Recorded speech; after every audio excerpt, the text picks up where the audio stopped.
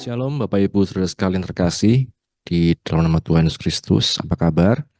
Puji nama Tuhan, di sore hari ini kita dapat kembali bersama-sama berkumpul untuk mengikuti belajar bareng Kitab Kejadian. Mari sebelum kita lebih lagi belajar firman Tuhan, kita sama-sama berdoa. Bapak, kami bersyukur untuk kesempatan yang Kau beri kepada kami di sore hari ini untuk kami belajar dari firman-Mu. Bukalah hati kami, pikiran kami, mampukan kami Roh Kudus mengerti, memahami, dan melakukan firman-Mu dalam kehidupan kami. Terima kasih, ini doa kami, dalam nama Tuhan Yesus kami berdoa. Amin. Bapak Ibu Saudara sekalian, kita akan melanjutkan pembelajaran kita dalam belajar bareng Kitab Kejadian ini. Kita sudah sampai di topik atau episode yang ke-27. Karena kita melihat banyak sekali hal-hal yang tentu dapat kita pelajari dari Kitab Kejadian ini dari awal, Bapak Ibu Saudara sekalian, maka bisa sampai di episode ke-27 ini. Masih di pasal-pasal awal ya. Pada episode ini saya memberikan satu judul kemarahan Kain. Kita tentu sudah tahu kisah dalam Alkitab tentang Kain dan Habel, Bapak Ibu Saudara sekalian. Bagaimana Kain membunuh Habel karena persembahannya tidak diterima oleh Tuhan. Dan kita sudah belajar di waktu lalu, kehidupan Adam dan Hawa ketika mereka sudah di luar Taman Eden, mereka diusir dari Taman Eden, mereka tetap bekerja sebagai keluarga, hidup sebagai keluarga, mereka melakukan aktivitas mereka sehari-hari sebagai manusia biasa, dan kita juga melihat tetap ada pertolongan Tuhan dalam kehidupan Adam, Hawa, maupun keluarga mereka. Maka ketika Kain lahir, apa yang dikatakan Hawa, ini Tuhan menolong saya berkat anugerah Tuhan, berkat pertolongan Tuhan. Ya, Bapak Ibu Saudara sekalian, kita melihat dalam firman Tuhan bagaimana Tuhan tidak lepas tangan begitu saja atas setiap kehidupan anak-anak manusia. Meskipun kita melihat juga bagaimana dalam Alkitab ditampilkan manusia penuh dengan kelemahan, berdosa, dan lain sebagainya. Ketika perempuan itu dikatakan melahirkan, Hawa mengatakan, aku mendapat seorang anak laki-laki dengan pertolongan Tuhan. Nah, Bapak Ibu Saudara sekalian, kita dapat melihat dalam kehidupan kita pun sebagai manusia bisa ada kesalahan, kelemahan, tetapi ketika kita datang kepada Tuhan, kita tetap percaya bahwa Tuhan itu menerima kita apa adanya dan tetap ada pertolongan Tuhan dalam setiap kehidupan kita. Kemudian episode kemarin kita belajar apa yang membedakan antara persembahan Kain dan Habel. Apakah ada faktor suka dan tidak suka dari Tuhan? Seringkali ini yang membuat kita bisa lemah, kita bisa berpikiran negatif. Jika kita melihat kita sudah bekerja dengan baik, tetapi ternyata atasan kita, pemimpin kita tidak melihatnya dengan baik. Kemudian ada orang lain yang menurut kita bekerja sama saja dengan kita, tetapi justru atasan kita lebih mengapresiasi, lebih memuji, dan lain sebagainya. Nah, sehingga dalam kehidupan manusia tidak bisa dilepaskan dari namanya faktor suka dan tidak suka. Bapak Ibu Saudara sekalian, tetapi kita melihat berbeda dengan Tuhan.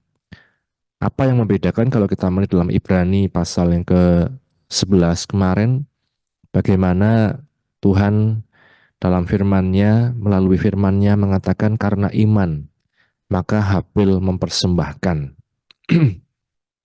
Yang membedakan adalah Habel mempersembahkan dengan iman. Iman kepada Tuhan. Apa yang dia persembahkan, dia bisa merasakan, dia bisa melihat dengan mata imannya ini untuk Tuhan. Bukan hanya sekedar kebiasaan saya, bukan hanya sekedar untuk saya, bukan hanya sekedar untuk kewajiban dan lain sebagainya. Nah, kita pun dalam mengiring Tuhan, dalam beribadah, dalam melayani Tuhan, Bapak Ibu, Saudara sekalian, mari kita melakukan dengan iman. Tanpa iman, tidak mungkin seorang berkenan kepada Allah, itu kata firman Tuhan. Tapi oleh karena iman, maka seorang dikatakan persembahannya diterima, pelayanannya diterima oleh Tuhan. Kita melayani dengan hati, dengan kebenaran, dengan kekudusan dan dengan sikap yang baik. Karena apa? Karena iman. Tuhan melihat semua aspek hidup kita, Bapak Ibu, termasuk juga persembahan kita, pelayanan kita, dan lain sebagainya. Nah, kita masuk ke bab kemarahan Kain saat ini. Mengapa Kain marah? Dan menjadi pertanyaan, mengapa orang bisa marah? Ya, kita melihat Bapak Ibu, kita baca dulu ayatnya dalam Kejadian, ayat yang sama, pasal yang sama, Kejadian pasal 4.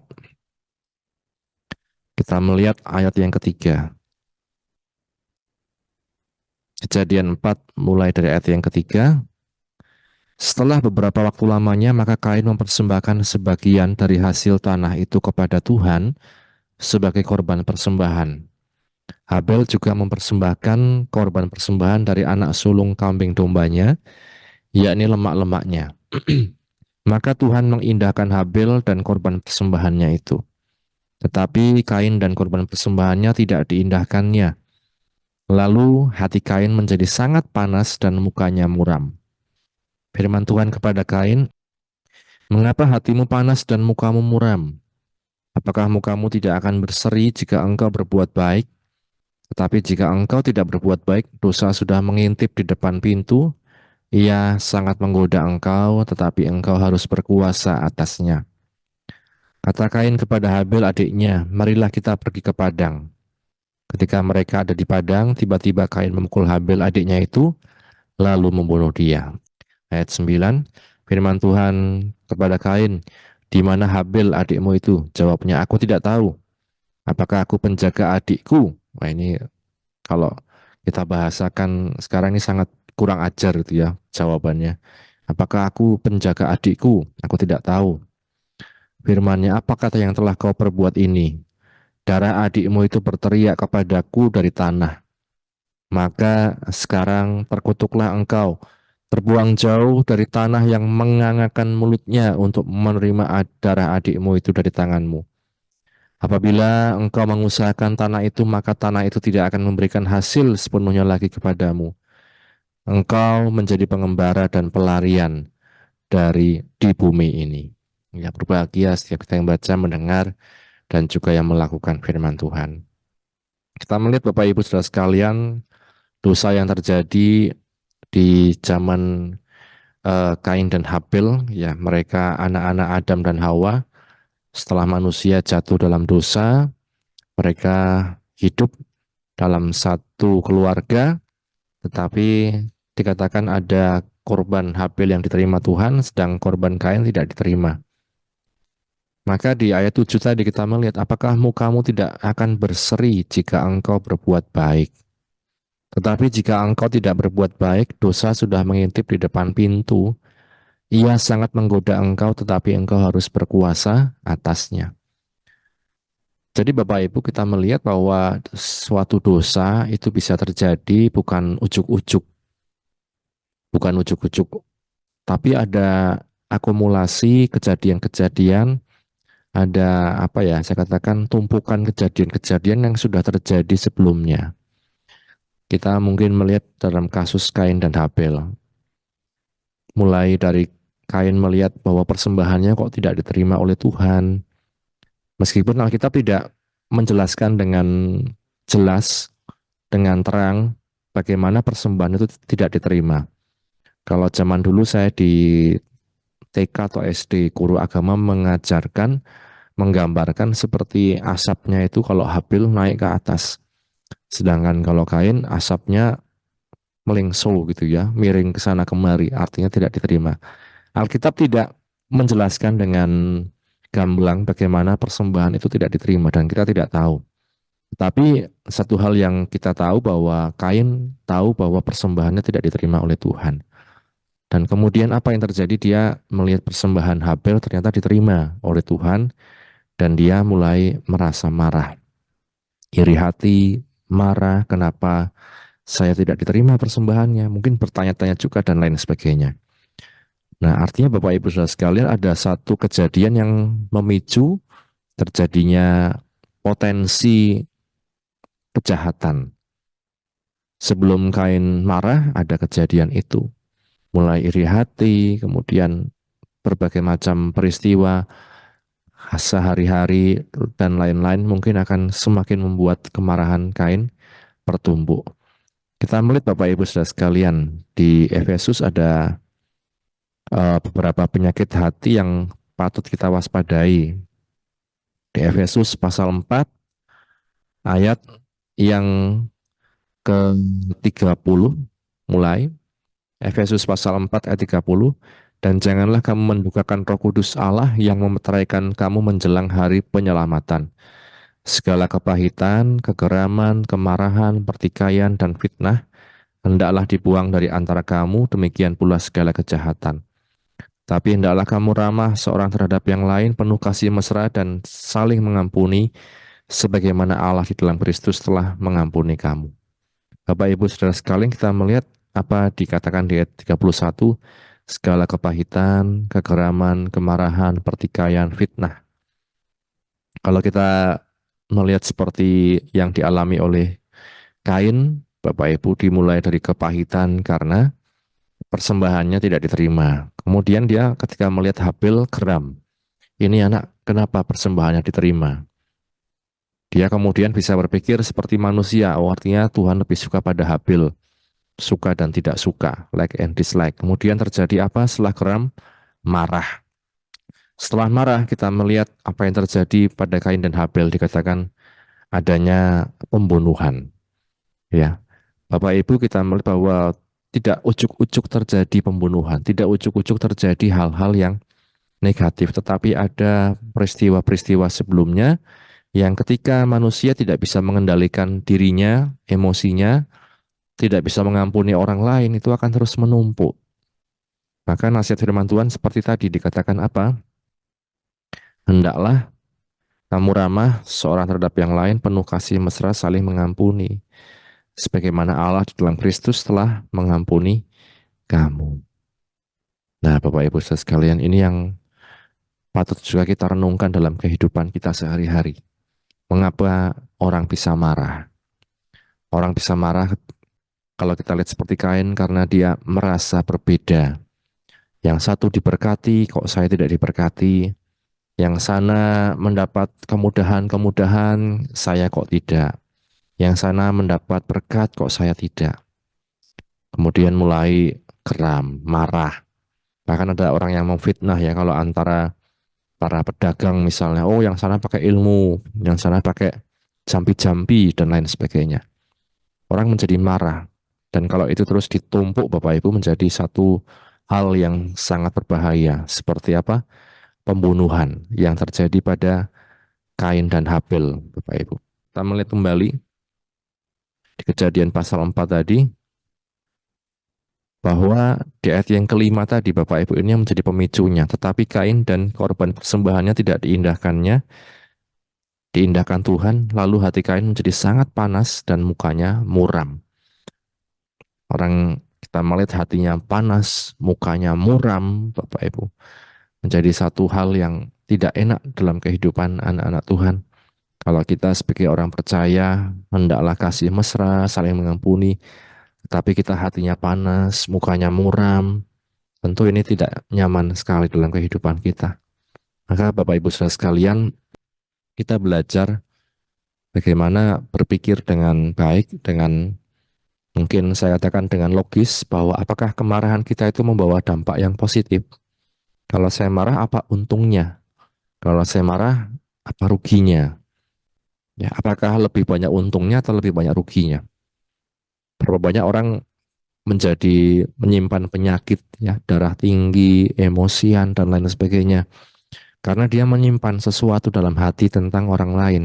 Hatinya panas, dikatakan. Hatinya panas, pengaruh kemana mukanya? Mukanya menjadi muram. Susah. Susah untuk berinteraksi dengan orang lain. Nah, kita melihat dalam firman Tuhan, Bapak Ibu, Tuhan Yesus pun dalam pelayanannya kita melihat dia pernah marah, ya.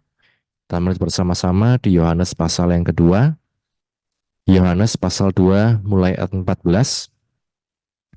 Dalam bait suci didapatinya pedagang-pedagang lembu, kambing, domba, dan merpati, dan penukar-penukar uang duduk di situ. Ia membuat cambuk dari tali lalu mengusir mereka semua dari bait suci dengan semua kambing, domba, dan lembu mereka. Uang penukar-penukar dihamburkannya ke tanah dan meja-meja mereka dibalikkannya. Kepada pedagang-pedagang merpati ia berkata, ambil semuanya ini dari sini.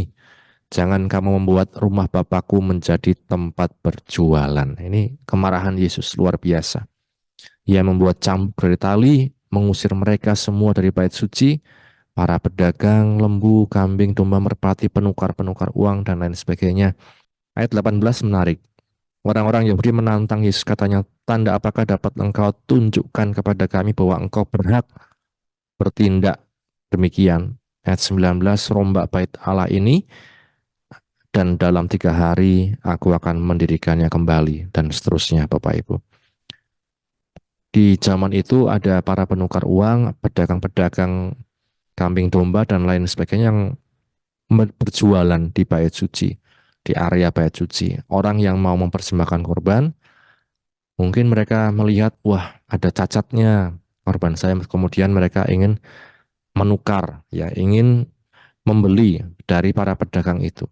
Sehingga kita melihat pada akhirnya terjadi transaksi jual beli, di mana korban persembahan itu diperjualbelikan. Bapak Ibu saudara sekalian, itu ternyata Yesus tidak suka dengan hal tersebut. Maka dia menunggang balikkan semuanya. Mungkin kita bisa melihat, membayangkan bagaimana orang melihat domba orang lain ada cacatnya sedikit saja. Kemudian, Mak, itu cacat, harus ditukar, harus beli punya saya. Nah, niatnya apa Bapak Ibu? Bisnis. Hati-hati sekali juga dalam kehidupan kita, dalam pelayanan kita, termasuk para hamba-hamba Tuhan, jangan pelayanan dijadikan ladang bisnis. Kita melayani Tuhan, Bapak Ibu, Tuhan memberkati tentu, tapi jangan sampai jadi bisnis. Dalam arti kita melihat orang lain sebagai mungkin saingan, bisnis gereja lain saingan. Sehingga terjadi kompetisi yang tidak sehat. Gereja A punya apa, kita, wah saya harus lebih lagi, yang terbaik. Alasannya mempersembahkan yang terbaik.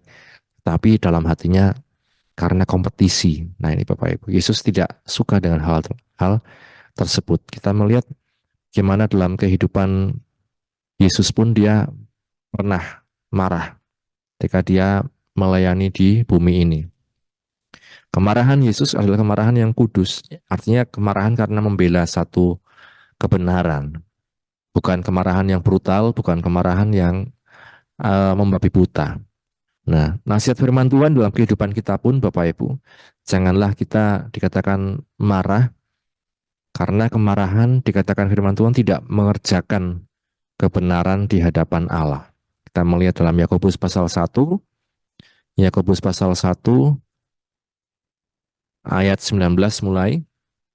Hai saudara-saudara yang kukasihi, ingatlah hal ini, setiap orang hendaklah cepat untuk mendengar, tetapi lambat untuk berkata-kata dan lambat untuk marah.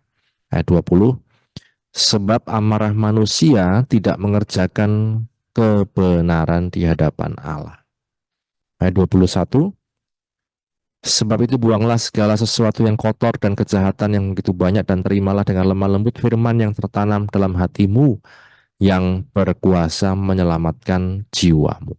Segala sesuatu yang kotor termasuk hal-hal yang membuat kita marah, Bapak Ibu saudara sekalian, kita tidak bisa mengampuni orang lain dan lain sebagainya. Firman Tuhan katakan, mari mohon anugerah Tuhan untuk kita bisa menjadi pribadi yang bisa mengampuni. Amarah manusia, ayat 20 ya, tidak mengerjakan kebenaran di hadapan Allah. Sebab amarah manusia tidak mengerjakan kebenaran di hadapan Allah. Ini yang firman Tuhan katakan. Bapak Ibu saudara sekalian, apakah ada yang suka marah-marah tidak jelas? 2MTJ, marah-marah tidak jelas. Hanya karena satu sebab yang mungkin sepele marah. Hanya karena kesenggol temannya marah. Di jalan raya, hanya karena ada yang klakson marah.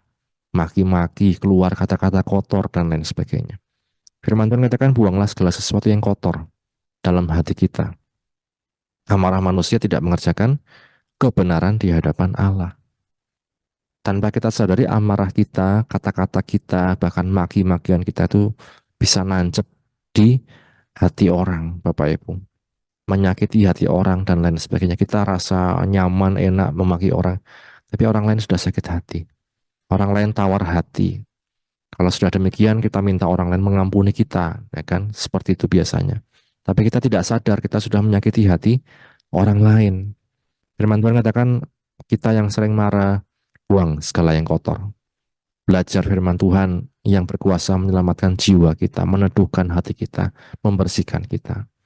Lalu kemudian pertanyaannya, kalau saya terlanjur marah, gitu ya, bagaimana? Kembali ke Efesus pasal 4, kita melihat Efesus pasal 4 tadi, di atas ayat 30 ada beberapa ayat, ya, mulai ayat 21 ya. Karena kamu telah mendengar tentang dia dan menerima pengajaran di dalam dia, menurut kebenaran yang nyata dalam Yesus, yaitu bahwa kamu berhubung dengan kehidupan kamu yang dahulu, harus menanggalkan manusia lama yang menemui kebinasaannya oleh nafsunya yang menyesatkan, supaya kamu dibaharui di dalam roh dan pikiranmu, mengenakan manusia baru yang telah diciptakan menurut kehendak Allah dalam kebenaran dan kekudusan yang sesungguhnya. 25, karena itu buanglah segala dusta, berkatalah benar seorang kepada yang lain karena kita adalah sesama anggota. 26, apabila kamu menjadi marah, terlanjur marah, janganlah berbuat dosa, jangan diteruskan seperti Kain menjadi pembunuhan.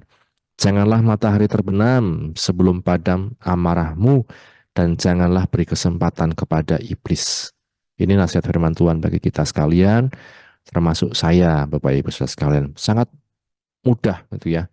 Seorang gembala marah misalnya melihat jemaat ya, entah anak-anak, remaja, dewasa, dan lain sebagainya. Karena satu hal mungkin yang sepele, wah marah. Orang tua pun demikian ya, melihat anaknya tidak pas sedikit dengan prinsipnya, wah marah. Firman Tuhan katakan apabila kamu menjadi marah, jangan diteruskan menjadi berbuat dosa. Ada orang malah kemudian ngampelengi anaknya, ngampelengi bojonya, ngampelengi istrinya, ngampelengi suaminya, dan lain sebagainya. Firman Tuhan katakan jangan, Bapak Ibu.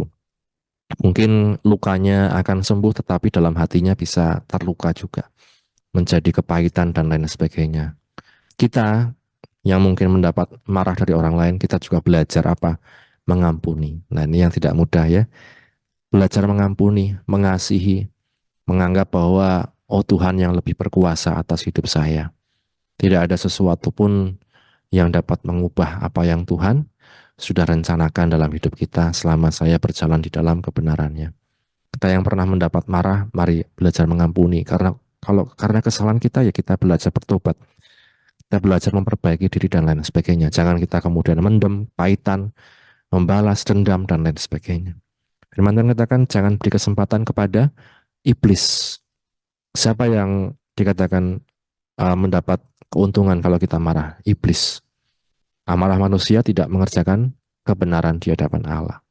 Nah, karenanya Bapak Ibu Saudara sekalian, kita belajar dari kemarahan Kain untuk berhati-hati dalam hidup ini, termasuk dalam hal manajemen emosi kita. Tidak semua yang terjadi dalam hidup kita itu sesuai dengan rencana kita, sesuai dengan selera kita, sesuai dengan prinsip kita. Tapi kita belajar untuk melihat apa yang Tuhan sedang rencanakan dalam hidup kita, termasuk lewat orang-orang yang mungkin pernah menyakiti kita, termasuk lewat orang-orang yang mungkin tidak suka sama kita, orang-orang yang mungkin marah sama kita. Kita tidak membalas, kita tidak kemudian melakukan hal-hal yang tidak baik, tetapi nasihat firman Tuhan yang terakhir, balaslah kejahatan dengan kebaikan. Roma pasal yang ke-12. Roma pasal 12 ayat 21, janganlah kamu kalah terhadap kejahatan, tetapi kalahkanlah kejahatan dengan kebaikan. Ini Bapak Ibu yang menjadi setiap penghiburan dalam kehidupan kita, prinsip, aturan, arahan yang hendaknya kita taati oleh anugerah Tuhan, oleh darahnya yang telah menebus kita dimampukan untuk apa? Mengampuni orang-orang lain. Amin firman Tuhan, mari sama-sama kita berdoa. Bapa, kami bersyukur untuk firman-Mu yang telah kami baca, kami dengar, kami renungkan. Tolong kami untuk semakin hari semakin mengerti kehendak-Mu, Untuk kami belajar mengendalikan emosi kami dengan kuasa yang daripadamu Tuhan, bukan dengan kekuatan kami. Kami yang memiliki kecenderungan mudah marah dan lain sebagainya Tuhan, kiranya Engkau menolong kami, Engkau mendidik kami, untuk kami lebih lagi sabar Tuhan dalam hidup ini. Kami yang mungkin pernah mengalami kepahitan karena dimarahi orang lain dan lain sebagainya, ajar kami mengampuni dan melihat bahwa Engkau lebih berkuasa atas segalanya, Engkau lebih merencanakan yang terbaik daripada apa yang terjadi, apa yang dapat dilakukan orang lain terhadap kami. Berkatilah anak-anakmu yang sudah mendengar firman-Mu dimanapun berada, dalam apapun yang menjadi pergumulan mereka, Engkau yang menolong. Terima kasih, ini doa kami. Dalam nama Tuhan Yesus kami berdoa. Amin. Puji nama Tuhan, Tuhan Yesus memberkati. Amin.